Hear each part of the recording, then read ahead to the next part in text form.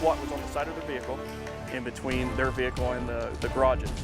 And they said, get down, and then there was a big fireball, there was stuff flying in the air. An apartment complex evacuated, why residents had just minutes to leave and how sheriff's deputies responded. Plus, Coeur d'Alene's skyline is about to change thanks to a new luxury high-rise. We're live tonight with how it could change the landscape of downtown Coeur d'Alene. A little bit of storm activity on this Monday evening. We'll track some of those, but the real story is the warm, sunny days ahead.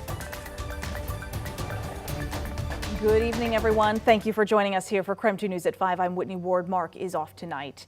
Apartment residents in Spokane Valley asked to evacuate this afternoon amidst a standoff between SWAT team members and a 42-year-old man. KREM 2's Janelle Finch is on the scene right now to explain how deputies were able to de-escalate that situation. Janelle?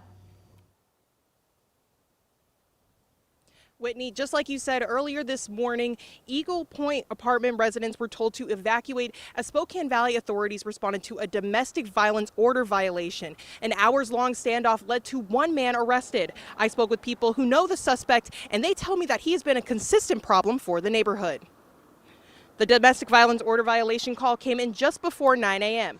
In the hours following, Spokane Valley police, crisis negotiators, and SWAT team members attempted to convince Kaylin A. Weiss to surrender. According to the Spokane County Sheriff's Office, Weiss was not cooperative and threatened to harm himself and deputies. Authorities used flashbangs and K-9 units on Weiss. Weiss's neighbor says he has a previous history disrupting the neighborhood.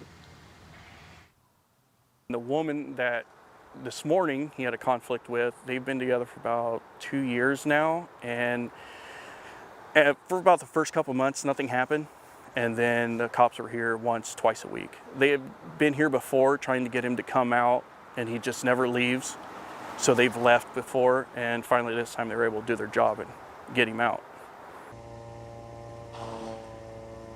Weiss has previous criminal history, including driving with a suspended license, DUIs, assault and harassment charges, and a 2004 kidnapping charge Weiss was found guilty of. Around 2 p.m., residents were able to come back to their apartments, and Weiss was taken into custody. Authorities say this is an active investigation, and Weiss could be facing additional charges as the investigation continues. Live in Spokane Valley, Janelle Finch, KREM 2 News.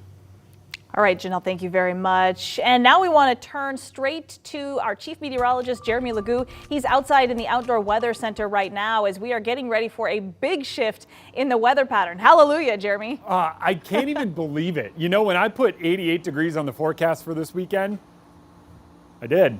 I really couldn't believe it. And let me walk you through just how we get there. Right now, we sit at 67. Not all that bad. A mix of clouds and sun. When that sun comes out, 67 feels warm enough that I'm concerned about those warmer temperatures later this week. We do have some storm activity, a lot of that off to the north. We've lost a bit of the convection we've been seeing throughout the day. Some of those storms rumbling their way towards Sandpoint. Those likely fall apart here in the next little bit. What we do wind up getting is some of this moving through. We'll continue to see those spotty showers this evening. You might see them wind down rather quickly as that sun goes down, and then tomorrow it's all about the sunshine. No, seriously, it is. And even as we head into the day on Wednesday, and even Thursday as well, temperatures fall into the mid-50s tonight, right? The mid-50s. This is warmer than we were all of last Monday. How's that for you? Nice and warm. By tomorrow afternoon, temperatures climb into the mid and upper 70s. This will be one of the warmest, sunniest days we've seen so far this year, and the entire week only gets hotter and sunnier from there. Whoa. I'm already looking forward to it, Jeremy, so no complaints here. Thank you. Well, another high rise may be coming to downtown Coeur d'Alene. KREM 2's Kyle Simchuk has more tonight on how this mixed-use complex will feature many different amenities and alter the face of downtown. Kyle? Well, Whitney, construction is expected to begin this summer, but as you can see, they've already broken ground here. This high-rise condo will be built on Front and 3rd Street, so right by McEwen Park and basically a stone's throw from the Coeur d'Alene Resort. The building itself is called the Thomas George. It'll be about 17 feet shorter than the Coeur d'Alene Resort and features 60 luxury condos ranging in price from $750,000 to $2 million. A local realtor working with developers told us 18 condos have already been reserved. Now, as you might imagine, the project is getting a lot of mixed reactions here. We spoke with an esthetician who's owned a business next door for 12 years. While she thinks the new condos will benefit her business, she knows not everyone is thrilled about Coeur d'Alene's growth. I have have a very eclectic clientele. It goes from people who don't want to see Coeur d'Alene grow. It goes from people who think the more the merrier. I think at the end of the day, you cannot control a town. I think you just have to ride the wave, and if you love it, stay. If you don't, go. Other people we spoke with are concerned about the building's height and how it could block the lake view that makes downtown so picturesque. The Thomas George will have several retail shops on the lower levels. Tenants have access to a 24-hour gym, virtual golf, and an indoor-outdoor pool. Again, construction is scheduled to begin this summer. It'll take 2 years to complete. Reporting live in downtown Coeur d'Alene, Kyle Simchuk, KREM 2 News. All right, Kyle, thank you very much.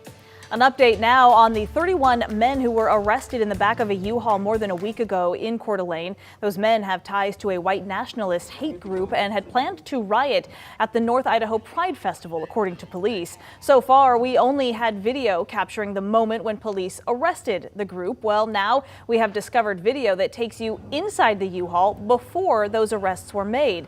The hate group is called the Patriot Front, posted this edited video last week to Odyssey.com. It's an alternative video sharing site similar to YouTube, and it captures the group's conversations while inside the truck. Also keep in mind, being in the center of a park, an event like this, with weak-willed opposition that will be heckling at most, there's not going to be any opportunity for getting testy with physical responses. So mind your P's and Q's. So later, the video jumps to the moment when police opened the back of the U-Haul. Once the group is detained, you can hear someone telling the group what they should tell police. The only thing you should tell them is name, date of birth, and you're an activist, you can peaceably assemble. That's the only thing you tell them. The video claims police did not do a thorough search, which is why one of the men still had a camera, apparently. The video then shows the group on their way to jail, and at one point, the man who looks like the leader of the group, Thomas Rousseau, makes comments about there being no evidence against them. Well, earlier this week, we did confirm 2 of those 31 men arrested have ties to Spokane and former Washington legislator Matt Shea. They are Michelle and Josiah Buster. Now, in a recent podcast, Shea claims Matt Buster and his sons Michelle and Josiah are not a part of his church, On Fire Ministries. The state Republican caucus expelled Shea after an investigation found he committed acts of domestic terrorism. He later started that church called On Fire Ministries in Spokane and is its pastor. We found a live stream of a December of 2021 church service where Matt Shea called Matt and Michelle Buster on stage for announcements. In Shea's podcast, he posted on the church's Facebook page saying he denies any involvement that they had at the church. Jury deliberations in the trial of Riley Hillstad in Pend Oreille County will continue tomorrow. He's accused of murdering Newport teenager Jason Fox in the fall of 2020. Hillstad is facing multiple charges, including first-degree murder, kidnapping, unlawful disposal of human remains, and tampering with evidence. Spokane County Sheriff's Department is investigating a body that was discovered in the Spokane River. The major crimes detectives are now investigating, trying to figure out exactly what happened and how that person died. Washington State recently started observing Juneteenth as a paid state holiday, but the landmark day has been celebrated in Spokane for decades now. And after the break, why some local organizers are working to keep Black history part of our daily lives.